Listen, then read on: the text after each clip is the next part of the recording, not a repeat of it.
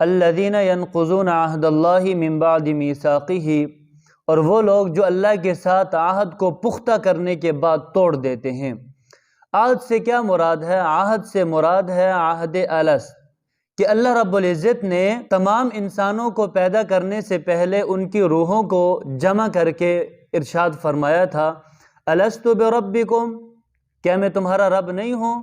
تو سب نے یک زباں ہو کر کے یہ کہا تھا، بلا، کیوں نہیں، آپ ہی ہمارے رب ہیں۔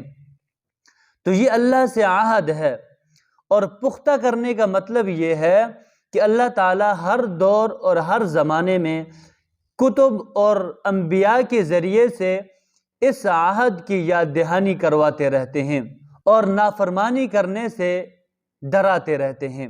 وَيَقْطَعُونَ مَا أَمَرَ اللَّهُ بِهِ أَن يُوصَلَ، اور جن کو اللہ نے جوڑنے کا حکم دیا اس کو توڑتے ہیں۔ کیا مطلب؟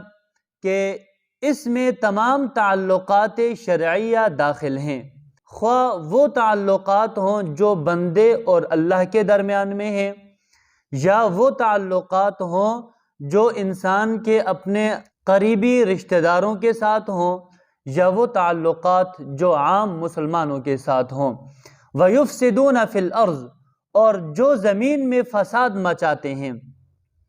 زمین میں فساد مچانے کا کیا مطلب ہے؟ کہ ایمان لانے سے لوگوں کو روکتے ہیں اور اہل حق کا مذاق اڑاتے ہیں، اور فاسد عقائد کی ترویج کرنا، اور اسی طرح جو ہے وہ عارفین اور مشائخ لوگوں سے بغض رکھنا اور اللہ والوں سے جھگڑنا وغیرہ، یہ سب فساد فی الارض میں داخل ہیں۔